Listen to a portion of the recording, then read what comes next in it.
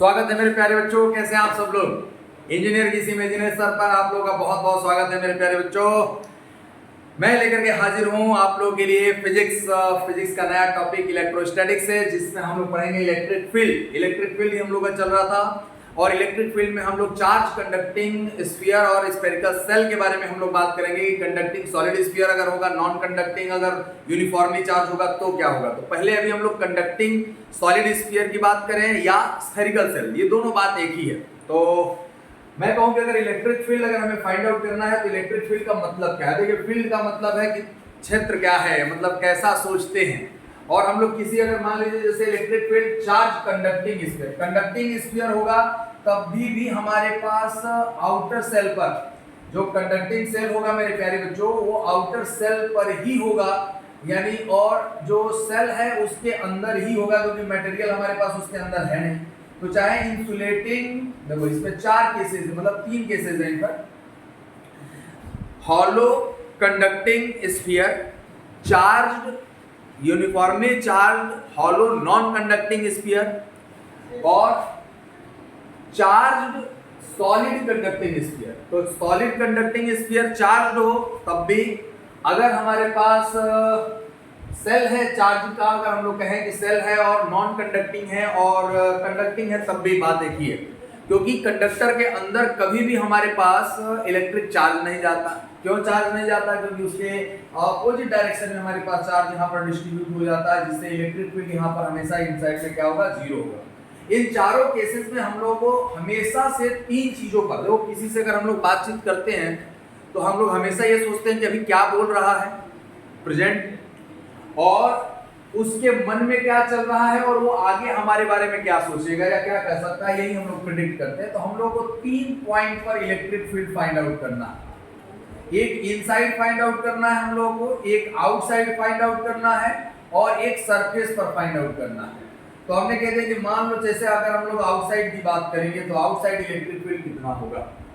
तो मेरे प्यारे बच्चों, हम लोग ये कहें कि जब भी हम लोग बाहर की तरफ अगर बात करें तो बाहर के लिए हमारे पास जो सरफेस होगा उसमें हमारे पास ये पॉइंट चार्ज की तरह काम करेगा। और यहाँ से डिस्टेंस कितना r है और इसका रेडियस कितना है, कैपिटल R, और इस पे टोटल चार्ज Q हमने डिस्ट्रीब्यूट किया। ठीक है, अब हम लोग कहें मेरे प्यारे बच्चों कि इसकी वजह से 1 पे अगर हमें इलेक्ट्रिक फील्ड है तो ये पॉइंट चार्ज की तरह बिहेव करेगा। कैसे बिहेव करेगा बच्चा? पॉइंट चार्ज की वजह से। तो E1 जो होगा हमारे पास, E आउटसाइड, हम लोग कहें E आउटसाइड मेरे प्यारे बच्चों, E आउटसाइड इक्वल हो जाएगा K क्यूब अपॉन में R²। ये Q K अपॉन R² कैसे हुआ, इसको हम लोग एक डेरिवेशन और फॉर्मेट में हम लोग देख सकते हैं जब हम लोग पढ़ेंगे गॉस लॉ। तो गॉस लॉ अगर हम लोग पढ़ेंगे उसके बाद इसका एक डेरिवेशन फॉर्मेट हम लोग और देखेंगे। आउटसाइड के लिए ये पॉइंट चार्ज की तरह बिहेव करेगा, और K आउटसाइड यानी R is greater than capital R अगर होगा तो इलेक्ट्रिक फील्ड इतना होगा। अब हमने कहा कि ठीक है सर, एट सरफेस की बात करें तो एट सरफेस की अगर बात किया जाए तो ये 1 है हमारे पास, हमने ये कह दिया कि E1 है, यहाँ पर लिख लो ये E1 है और ये E2 है एट सरफेस। और एट सरफेस पर K Q upon capital R equal to small r हो जाएगा, और ये R equal to capital R। अगर हम लोग इस 3 की बात करें इनसाइड में, तो इनसाइड में देखो जो बाहर वाले चार्ज है, अगर हम लोग कहें कि नेट इलेक्ट्रिक फील्ड की अगर बात किया जाए तो नेट इलेक्ट्रिक फील्ड जो होगा यहाँ का, इसकी वजह से होगा इधर, यहाँ पर इधर होगा, इसकी वजह से इधर होगा, ये हमारे पास इसको इधर ऐसे, यहाँ पर नेट इलेक्ट्रिक फील्ड जो होगा वो कैंसिल आउट कर देंगे, तो वो वेक्टर सम होगा। यानी E3 यानी E इनसाइड की अगर बात किया जाए, E इनसाइड, तो इनसाइड में तो कोई चार्ज ही नहीं है, और इनसाइड में अगर कोई चार्ज नहीं है तो इलेक्ट्रिक फील्ड हमारे पास क्या हो जाएगा, जीरो हो जाएगा। तो कभी भी हमारे पास चार्ज कंडक्टिंग स्फीयर है या स्फेरिकल सेल है, चाहे कंडक्टर हो चाहे इंसुलेटर हो, तो मेरे प्यारे बच्चों इनसाइड इलेक्ट्रिक फील्ड हमेशा क्या होगा, जीरो होगा। इसका जो ग्राफ बनता है, ये ग्राफ हमारे पास कुछ ऐसे बनेगा। हमने कह दिया कि ये पोजीशन है, और मतलब सॉरी इलेक्ट्रिक फील्ड अगर हम लोग y डायरेक्शन पर ले लें और x डायरेक्शन पर हम लोगों ने ले लिया पोजीशन, तो ये इलेक्ट्रिक फील्ड जो हमारे पास बनेगा इनसाइड में तो जीरो है हमारे पास, केवल और केवल ऐसे आ जाएगा। ये ग्राफ कट गया, ये यहाँ पर इलेक्ट्रिक फील्ड क्या है, जीरो, यहाँ पर डायरेक्टली प्रोपोर्शनल टू 1/r²। क्या ये कट गया है क्या? थोड़ा ये कट गया है, देखिए मैं ऊपर बना देता हूँ क्योंकि ये हमारे पास यहाँ पर दिख नहीं रहा है, तो ये चीज हमेशा ध्यान रखिएगा। हमने कह दिया कि यहाँ पर जो इलेक्ट्रिक फील्ड आएगा वो कुछ ऐसे, मान लो यहाँ पर स्फीयर है और ये ऐसे, यहाँ पर E इज टू क्या होगा 0, और E directly proportional to 1/r² होगा, ये E है और ये हमारे पास R है जो डिस्टेंस पर हमारे पास वेरी करता है। ठीक है, अब हम लोग कहें कि ठीक है सर सॉलिड स्फीयर की अगर बात किया जाए तो क्या होगा, तो सॉलिड स्फीयर का डेरिवेशन, जो सॉलिड स्फीयर तो है तो उसके लिए नॉन कंडक्टिंग होना जरूरी है। नॉन कंडक्टिंग होने का मतलब क्या है, हमने कहा कि नॉन कंडक्टिंग होने का मतलब है जिसपे हम यूनिफॉर्मली चार्ज डिस्ट्रीब्यूट कर सकते हो। जहां पर यूनिफॉर्मली चार्ज डिस्ट्रीब्यूट हो सकता है वही नॉन कंडक्टिंग में आएगा, क्योंकि अगर कंडक्टर को हमने चार्ज दिया तो वो तो हमेशा सरफेस पर छोड़ देगा, तो सरफेस पर न छोड़े। और अगर हमारे पास अगर इनसाइड में electric field due to charge in non conducting sphere, अगर हम लोग कहें चार्ज नॉन कंडक्टिंग स्फीयर की अगर बात किया जाए तो कैसे आएगा, देखिए electric field due to charge non conducting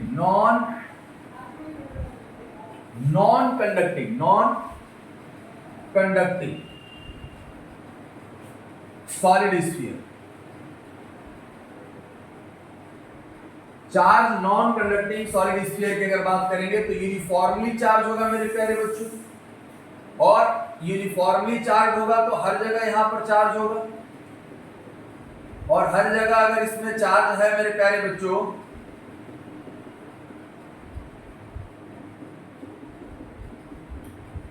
तो हम लोगों को फिर वही हम लोगों को देखना है यहां से 3 पॉइंट पर, एक आउटसाइड सरफेस पर और एक इनसाइड में।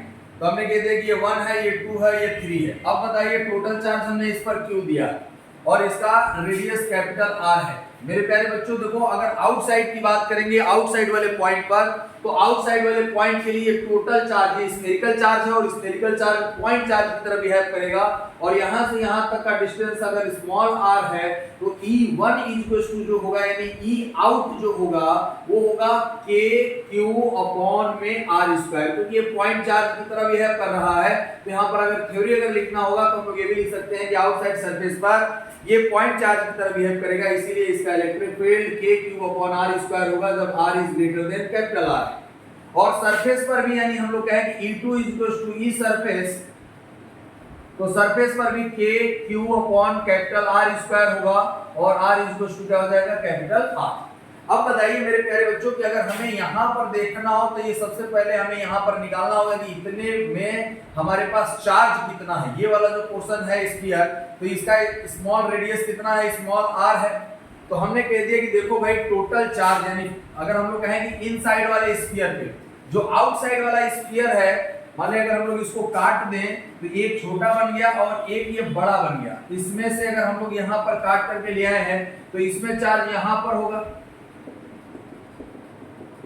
मेरे प्यारे बच्चों ये बताइए कि अगर हम लोग कहें कि ये जो ये रिंग की तरह ही काम कर रहा है, और रिंग की वजह से सेंटर पर इलेक्ट्रिक फील्ड या किसी भी पॉइंट पर यहाँ पर इलेक्ट्रिक फील्ड जो होगा वो 0 होगा, और इस पे जो चार्ज होगा हमने कह दिया कि इस पे टोटल चार्ज था, अब इस पे Q डैश हमें निकालना है कि टोटल चार्ज कितना होगा। तो टोटल चार्ज अगर हम लोग यहाँ पर निकालेंगे, टोटल चार्ज यहाँ पर कितना आएगा इस वाले सरफेस पर जिसका रेडियस हमें दिया यहाँ से यहाँ तक ये स्मॉल r है, तो ये हमने कह दिया कि ये स्मॉल r है।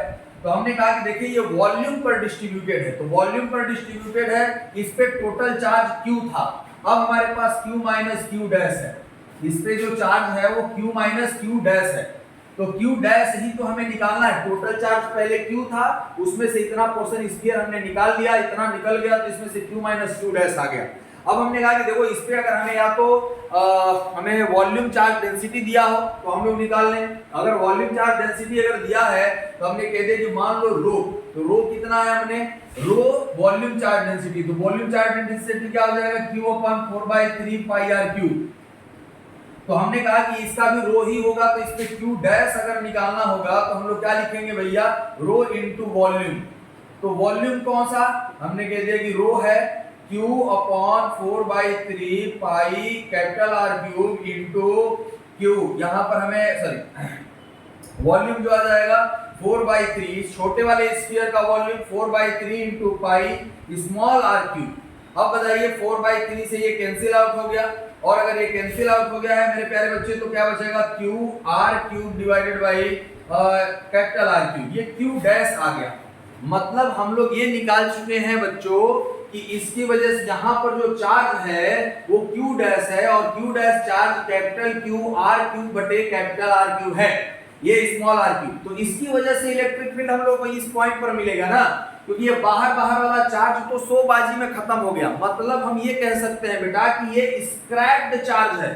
स्क्रैप्ड क्या होता है, जैसे मान लो हमने संतरा छील दिया तो संतरे का छिलका है वो ये संतरे का छिलका है और इसमें ये संतरा है, तो इसकी वजह से हमें ये जो स्क्रैप पोर्शन है, मतलब ये इतना, क्योंकि किसी भी सेल के अंदर, किसी भी कैविटी के अंदर इलेक्ट्रिक फील्ड हमारे पास जो होगा वो जीरो होगा। अब ये कैविटी बन गया तो इसके अंदर इलेक्ट्रिक फील्ड हमारे पास जीरो है।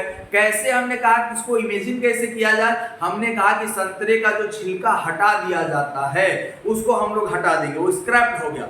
उसी तरीके से ये मटेरियल, क्योंकि वो चारों तरफ है और चारों तरफ ये वेक्टर क्वांटिटी है, तो वेक्टर सम हमारे पास क्या हो जाएगा, इसका जीरो हो जाएगा। तो अब हम लोग निकालेंगे कि इसकी वजह से ये वाला पार्ट दिख रहा है कि नहीं दिख रहा है इसमें। हाँ, यहां तक दिख रहा है।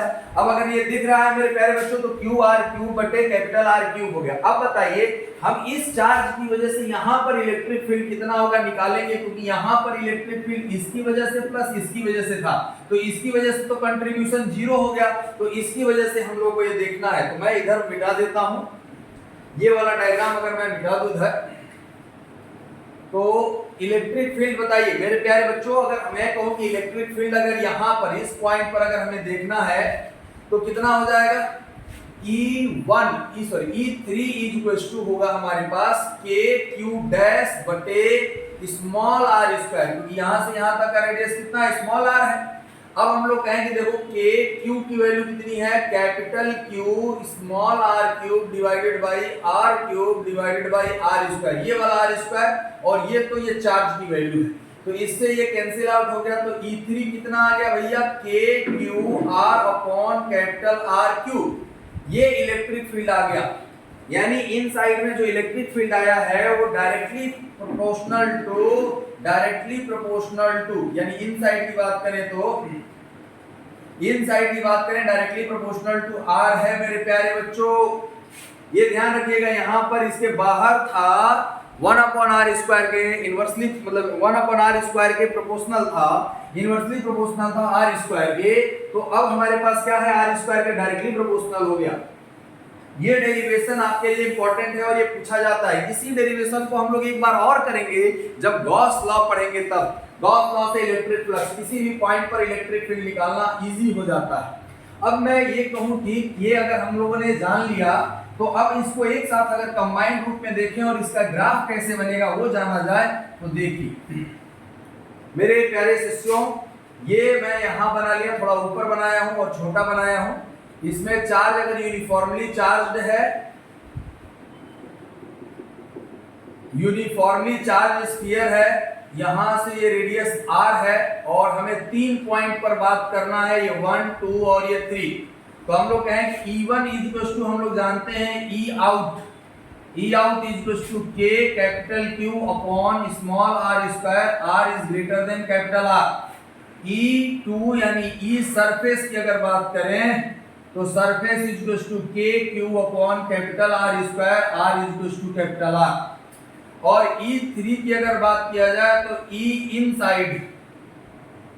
Inside K Q small r upon capital R cube. ये कब है बच्चा, r is less than capital R। इस चीज को थोड़ा ध्यान रखना है आप लोगों को बच्चों, बहुत ही इंपॉर्टेंट चीज है, और इसमें भी ये तीसरा पार्ट ही इंपॉर्टेंट था।